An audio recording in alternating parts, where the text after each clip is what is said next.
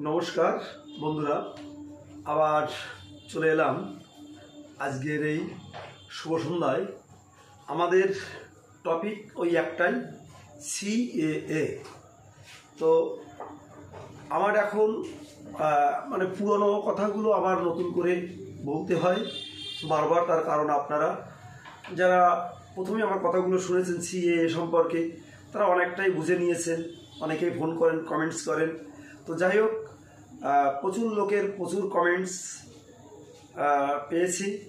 এখন সেই কমেন্টস তার ভিতর দিয়ে যেগুলো অতীব গুরুত্বপূর্ণ সেই কমেন্টসগুলোর উত্তর আমি করব। তার ভিতর দিয়ে কিছু মানুষ যারা মানে অতি উৎসাহী মানুষ, যারা মানে আমাকে বারবার বলেছেন, দাদা আপনার যে প্রথম যে আপনি সিএতে যে নাগরিকত্ব কার্ডটা পেয়েছেন সেটা একটু আমাদেরকে দেখাবেন। আচ্ছা, সেই কার্ডটি হচ্ছে এই দেখুন আপনারা, এই হচ্ছে সেই কার্ড। আচ্ছা, তার ভিতরে একজন বলেছেন যে দাদা সরকারি প্রায় ডকুমেন্টসে আমরা দেখি যে অশোক স্তম্ভ থাকে, এটাতে নেই কেন? যাই হোক, আমি তারও একটা কথা বলি। আপনারা দেখুন, এখন ডিজিটাল যুগ, কর্নারে একটা স্ক্যান কোড আছে। এই কোডটাতে আপনারা যখন স্ক্যান করবেন তখন আমার টোটাল মানে ডেটাটা জানতে পারবেন। তো যাই হোক, সরকার যেভাবে দিয়েছে এটাই আমাদের কাছে মূল্যবান। তো আরও বিভিন্নজন বিভিন্ন রকমের প্রশ্ন করেছেন, সে প্রশ্নের উত্তর আমি আগেও দিয়েছি যে সিএএ কেন আমরা নাগরিকত্ব নিতে হবে। আমাদের ভোটার কার্ড আছে, আধার কার্ড আছে, প্যান কার্ড আছে, রেশন কার্ড আছে, জমির দলিল আছে, তারপরেও কেন সিএএ করে আমাদের নাগরিকত্ব নিতে হবে। তো আসলে আমাদের কেন নিতে হবে এটা আপনারা প্রত্যেকেই বুঝতে পারছেন। দেখুন, আপনারা বিভিন্ন সময় বিভিন্ন স্টেশনে ওঠেন, আপনারা যারা পূর্ববঙ্গ থেকে এসছেন এখানে নিজেদের রিলেটিভদের যখন আপনারা এগিয়ে দিতে যান, দেখবেন যে আপনারা বিভিন্ন স্টেশনে বিভিন্ন সময় প্রশাসন কর্তৃক হ্যারাসমেন্ট হয় যে তোমার বাবা বাংলাদেশি, তুমি এই দেশে কেন? তোমার মামা বাংলাদেশি, তুমি ইন্ডিয়াতে। ধরে নানান সময় নানানজন নানানভাবে আপনাদের ফাইন করতে হয়। অনেকে ফরেনার অ্যাক্টে কেস হয়ে পুশব্যাকেও বাংলাদেশে চলে যেতে হয়। তো যাই হোক, আমরা এই সমস্যার মধ্যে কেন থাকব?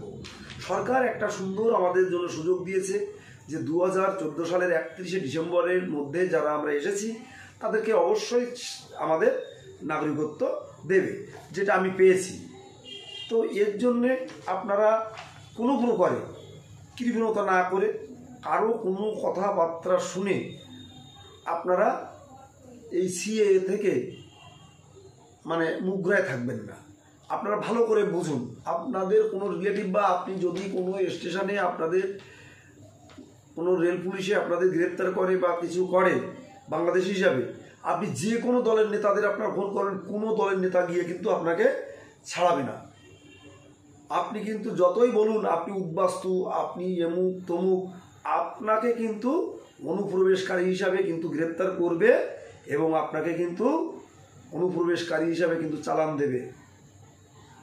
এইটা কিন্তু মাথায় রাখতে হবে।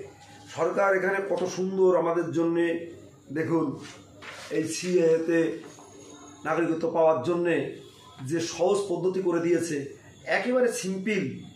আপনি এখানে 14 সালের ভিতরকার যে কোনো একটা ডকুমেন্টস, আগেও বলেছি এখানে ভাড়া ছিলেন তেমন কোনো একটা agreement paper, Aadhaar card, voter card, PAN card, ration card, জমির দলিল, বা আপনার এখানে 14 সালের ভিতরে এসে বাচ্চা হয়েছিল সেই বাচ্চার বার্থ সার্টিফিকেট বা পোলিও কার্ড, এমন কিছু থাকলেও আপনি কিন্তু অ্যাপ্লিকেশন করতে পারবেন। এই দেশে আপনার একটা ধর্মীয় সার্টিফিকেট লাগবে, আপনার যে কেউ একজন আপনাকে চেনে যাবে, একটা ক্যারেক্টার সার্টিফিকেট দেবে, আপনি বাংলাদেশ থেকে এসেছেন, কত সালে এসেছেন তার একটা আপনি ডিক্লারেশন দেবেন, আর আপনি নাগরিকত্ব চান তার জন্য আপনি একটা নোটারি করবেন।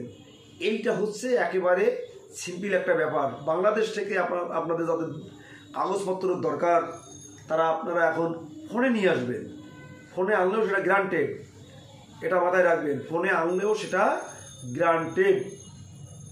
এমনকি যদি মনে করেন যে এই রকম কোনো ঘটনা ঘটেছিল আপনাদের জীবনে, আপনাদের গ্রাম আগুন দিয়ে পুড়িয়ে দিয়েছিল, আপনাদের নদীর ভাঙনে আপনাদের বাড়ি ঘরদোর নিয়ে গেছিল, আপনারা এক কাপড়ে আপনারা চলে এসেছিলেন, তাহলে আপনারা একটা নটারি করে আপনারা বলবেন যে আমার এই এই সমস্যার কারণে আমি কাগজ আনতে পারিনি বা আনতে পারছি না, সেটা আপনার বাংলাদেশের ডকুমেন্টসটা যেখানে জমা দিতে হবে, যেখানে আপনার আপলোড দিতে হবে, সেটা ওই জায়গাটাতেই আপনারা আপলোড করে দেবেন। তাহলেও সরকার বিশেষ বিবেচনায় আপনাদের রাখবে এবং নাগরিকত্ব আপনারা অবশ্যই পেয়ে যাবেন। তো বন্ধুরা, আপনারা ভাবছেন যে আমরা কোথায় গিয়ে আমরা এই নাগরিকত্ব পাবো, কোথায় গিয়ে আমরা কি করব। আমি আপনাদের একটা ফোন নাম্বার বলে দিচ্ছি। এই উত্তর 24 পরগনার ভিতরে আমাদের মধ্যমগ্রাম চৌমাথায় দীপঙ্কর রায়ের বাড়ি। তার যে ফোন নাম্বারটা আমি শেয়ার করছি, দাদা আমাকে শেয়ার করতে বলেছে। আপনারা ফোন নাম্বারটা শুনুন, ডিসক্রিপশানেও দেওয়া থাকবে। 9830817535। আরও একবার বলছি, ফোন নাম্বারটা মিলিয়ে নিন, 9830817535। দীপঙ্কর রায়, মধ্যমগ্রাম চৌমাথা। আপনারা ওখানে ওনার বাড়িতে গিয়ে অ্যাপ্লিকেশানও করতে পারেন। তাহলে আবার সেই একই প্রশ্ন যে আমার বাংলাদেশে পাসপোর্টে চলে এসেছিলাম 14 সালের আগে, তাহলে সে পাসপোর্টটা কী হবে? আপনি ওই পাসপোর্টটা দেখেই আপনি অ্যাপ্লিকেশান করবেন। আপনার এই দেশেরও ডকুমেন্টস ওইটা, আপনার বাংলাদেশেরও ডকুমেন্টস ওই একটাই, কোনো অসুবিধা নেই, আপনি ওটা দেখিয়েও করতে পারবেন। আরেকজন বলেছেন আমার ইন্ডিয়ার পাসপোর্ট আছে, এই পাসপোর্টটা কী করতে হবে? এটা আগেও ভিডিওতেও বলেছি, যারা নতুন শুনছে তাদের জন্য বলি। এই পাসপোর্টটা আপনারা যদি এখন পারেন রিভোক করবেন, প্রত্যাহার করবেন। যদি না পারেন, যখন আপনারা রিনিউ করবেন, রিনিউ করার আগে আপনারা ওটাকে রিভোক করবেন, মানে প্রত্যাহার করবেন। করে আপনি যখন পাসপোর্টটা করবেন, তখন আপনার জন্মস্থান কোথায় ওই অপশানটায় আপনি তখন বাংলাদেশ দেখিয়ে দেবেন। বলে আমি কেন মিথ্যে বলবো? আপনি টোটাল যে কাগজপত্র নিবন্ধ করেছেন সব মিথ্যা তথ্য দিয়েই আপনারা করেছিলেন। Aadhaar card, voter card, ration card, PAN card, যা যা করেছিলেন, এই বার্থ সার্টিফিকেট, তারপরে এই পাসপোর্ট, সবই তো মিথ্যে বলেই আপনারা করেছিলেন। তাহলে অসুবিধা কি স্বীকার করতে? কোনো অসুবিধা নেই। তো আরেকজন বলছেন যে কারা কারা এই নাগরিকত্ব আবেদন করতে পারবেন। এখানে স্পষ্টভাবে বলা আছে আফগানিস্তান, বাংলাদেশ, পাকিস্তান এবং আফগানিস্তান, বাংলাদেশ, পাকিস্তান, এই 3 দেশের থেকে যারা আসবে তারা অবশ্যই হিন্দু, খ্রিস্টান, বৌদ্ধ, জৈন, এই যে 5টা 6টা ধর্মের মানুষ, তাদেরকেই শুধু নাগরিকত্ব দেবে। যাই হোক, বলছেন যে এই হিন্দু সার্টিফিকেট যে জেলা সেই জেলার লাগবে কি? আমি সিএর হেল্প সেন্টারেও আমি ফোন করে জেনে দেখেছি, তাদের বক্তব্য যে দেশের যে কোনো স্থান থেকে হলে হবে হিন্দু সার্টিফিকেটটা, কিন্তু কোর্ট এফিডেভিটটা যার যার জেলায় তার সেখান থেকে আপনাকে করতে হবে।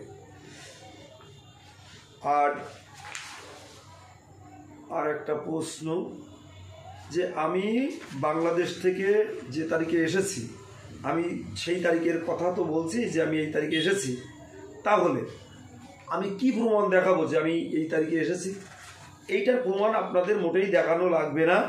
তার কারণ হচ্ছে এখানে স্পষ্টভাবে বলা আছে যে আপনি যে তারিখে আসছেন, যেটাই আপনি বলছেন ওই তারিখটাই আপনার কাউন্ট করা হচ্ছে, কোনো সমস্যা নেই। তার জন্য আপনাদের কোনো বাধ্যবাধকতা নেই। প্রয়োজনে আপনারা 1032-তে কল করে জেনে নেবেন, সকাল 8টা থেকে রাত 8টার মধ্যে ফোন করবেন, কোনো অসুবিধা নেই। যাই হোক, আপনারা একই প্রশ্ন যে কাদের কাদের এই নাগরিকত্ব দেবে। দেখুন, এটা ভালো করে স্পষ্টভাবে শুনুন যে কাদের কাদের কোন কোন মানুষদের নাগরিকত্ব দেবে। এখানে বলেছে আফগানিস্তান, বাংলাদেশ, পাকিস্তান, এখান থেকে যারা বিভিন্ন সময় নির্যাতিত বা তারা যে কোনো পরিস্থিতির শিকার হয়ে চলে এসেছে, হিন্দু, শিখ, বৌদ্ধ, জৈন, ফার্সি আর খ্রিস্টান এই 6 সম্প্রদায়ের মানুষকে নাগরিকত্ব দেওয়া হচ্ছে। তো অবশ্যই আপনারা বুঝতে পারলেন যে কাদেরকে নাগরিকত্ব দেওয়া হচ্ছে। দেখুন বন্ধুরা, আপনারা জানতে পারলেন যে কাদের নাগরিকত্ব দেওয়া হচ্ছে। আমি আগের দিনও বলেছি, এখন এক শ্রেণীর অসাধু মানুষ, তারা বিভিন্ন সময় বিভিন্ন পাড়ায় গিয়ে যারা বাংলাদেশি কলোনি আছে, যারা বাংলাদেশের উদ্বাস্তুরা আছে, তাদের সাথে বিশ্রী ধরনের বাজে ব্যবহার করছে। এই তোদের জমি আমাদের নামে লিখে দে, তা নাহলে তোদের জমি চলে যাবে, পরে আমরা বিক্রি করে দিয়ে দেব। এই সমস্ত ফাঁদে আপনারা পা দেবেন না। কোনো হিন্দুদের এই দেশের থেকে 1 সেকেন্ডের জন্য তাড়াবে না। SIR নিয়েও আপনারা ভয় পাবেন না, কারো নাম কাটা যাবে না, বাদও পড়বে না। আপনারা শুধু যারা 14 সালের ভিতরে এসছেন, অবশ্যই হাত জোড় করে বলবো আপনারা CAA-তে অ্যাপ্লিকেশান করুন। কোনো সমস্যা নেই, একেবারে কোনো সমস্যাই নেই। কারো কোনো কথায় আপনারা ভয় পাবেন না যে আমি CAA-তে অ্যাপ্লিকেশান করলে আমার বৃদ্ধ ভাতা, তারপর আমার রেশন বা আমার স্বাস্থ্যসাথী বা বিভিন্ন সরকারি যে সুবিধা ছিল বা সরকারি চাকরি করতাম, এগুলো কি থাকবে? অবশ্যই থাকবে। আপনার কেউ কিছু করতে পারবে না, কেউ কিছু করতে পারবে না। সরকারি প্রকল্প যেমন ছিল তেমনই থাকবে। আপনাদের যদি এই CAA নিয়ে আপনাদেরকে ভয় ভীতি দেখায়, আপনারা আইনানুগ ব্যবস্থা নিতে পারবেন। প্রয়োজনে আপনারা আমাদের সাথে যোগাযোগ করবেন। আপনারা যদি ব্যবস্থা না নিতে পারেন, আমরা আপনাদের সাথে থেকে আমরা প্রশাসনকে জানাবো যে এই আইনের বিরুদ্ধে এই লোকটা অপপ্রচার করছে। অবশ্যই আমরা তাদের বিরুদ্ধে আমরা আইনানুগ ব্যবস্থা নেওয়ার জন্য আমরা প্রশাসনের দ্বারস্থ হব। তো যাই হোক বন্ধুরা, আপনারা যারা আমার এই কথাগুলো শুনছেন, এই ভিডিওগুলো বিভিন্ন জায়গায় শেয়ার করে দেবেন। যারা নতুন ভিডিওগুলো দেখছে, অবশ্যই তারা এই ভিডিওগুলোর মাধ্যমে জানতে পারবে যে কীভাবে আমাদের এখানে নাগরিকত্ব পাওয়া যায়। আর চ্যানেলটা অবশ্যই সাবস্ক্রাইব করে দেবেন। সাবস্ক্রাইব করে দিলে কি হবে, আপনারা প্রত্যেকটা মুহূর্তে আপনারা আমার এই ভিডিওগুলো সবার আগে জানতে পারবেন। তো ভিডিওটি শেষ করার আগে আমি আর একটা নাম্বার শেয়ার করে দিই।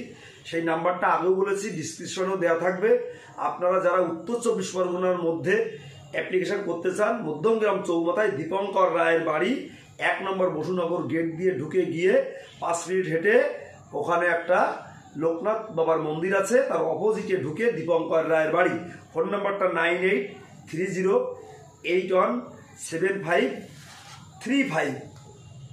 এই নাম্বারে আপনারা কল করবেন। আর আমার নাম্বার আপনারা তো অবশ্যই জানেন। যদি বিশেষ প্রয়োজন না হয় তাহলে অনুগ্রহ করে বলবো দাদা আপনারা ফোন করবেন না। বিশেষ প্রয়োজনে আমাকে ফোন করুন। বিশেষ প্রয়োজনে আমার ফোন নাম্বারটা 9804682324। ধন্যবাদ, সবাই ভালো থাকবেন। আজকের মতো এখানেই শেষ করলাম।